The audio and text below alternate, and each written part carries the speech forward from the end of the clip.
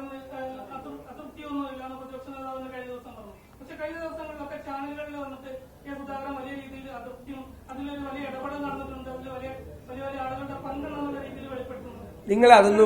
നിങ്ങൾ ഈ കോൺഗ്രസിന്റെ പുറകെ നടന്നിട്ട് ഒരു കാര്യമില്ല. നിങ്ങൾ എല്ലാ ദിവസവും രാവിലെ മൈക്ക് കൊടുത്തുകൊണ്ട് എല്ലാ കോൺഗ്രസ് നേതാക്കന്മാരുടെയും പോയിട്ട് ഇനി അവരുടെ നാവിലെന്തെങ്കിലും സ്ലിപ്പുണ്ടായ അത് പിന്നെ വാർത്തയ്ക്ക് നിങ്ങളല്ലേ എല്ലാവരും അല്ല കുറച്ചു പേര് രാവിലെ ഇതായിരിക്കും KPCC പ്രസിഡന്റ്.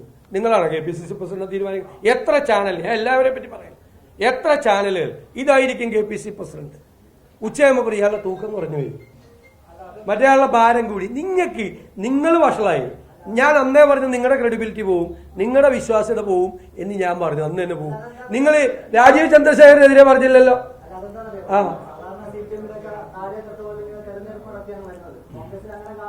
അല്ല, കോൺഗ്രസിലൊക്കെ സംഘടനാ തെരഞ്ഞെടുപ്പ് നടക്കേണ്ട സമയത്ത് സംഘടനാ തെരഞ്ഞെടുപ്പ് നടക്കും. അത് ഞങ്ങളുടെ പാർട്ടിയുടെ ആഭ്യന്തര കാര്യമല്ലേ. CPM-ന്റെ പോലെ ഞാൻ ചോദിക്കട്ടെ, CPM-ലെ തെരഞ്ഞെടുപ്പ് പോലെ എന്തായാലും ഞങ്ങൾ തെരഞ്ഞെടുപ്പ് നടത്താൻ ഉദ്ദേശിക്കുന്നില്ല. CPM-ൽ അടി നടന്നല്ലോ. CPM-ൽ കരുനാഗപ്പള്ളി അടി നടന്നില്ലേ? പിന്നെ ഏകപക്ഷീയമായിട്ടൊരു പാനൽ അവതരിപ്പിച്ചിട്ട് ആ പാനലിൽ കൈയടിച്ച് നേതാക്കന്മാർ വന്ന് പാസ്സായിക്കണ പരിപാടിയൊന്നും കോൺഗ്രസ് നടക്കില്ല.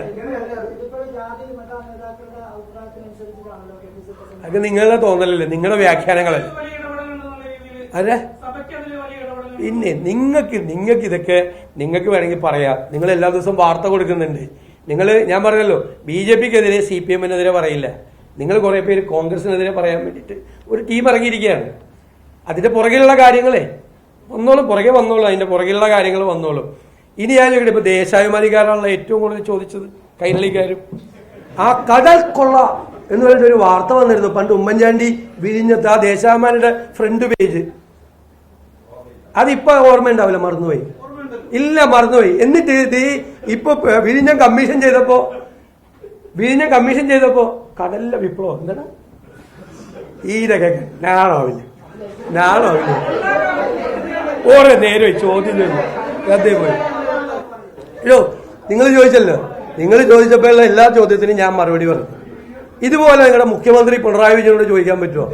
ചോദിക്കാൻ പറ്റില്ല. പറയാ 50 മിനിറ്റ് പുള്ളി തന്നെ വായിക്കും.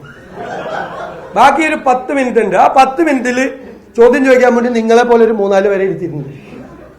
നിങ്ങൾ ഇതുപോലെ സൂചിപ്പിക്കുന്ന ചോദ്യം ലെജൻഡാണ്, കാരണഭൂതനാണ് എന്നൊക്കെയുള്ള ചോദ്യം ചോദിക്കും. അത് കഴിയുമ്പോൾ സമയമായി 7 മണി. എഴുന്നേക്കട്ടെ. നമസ്കാരം.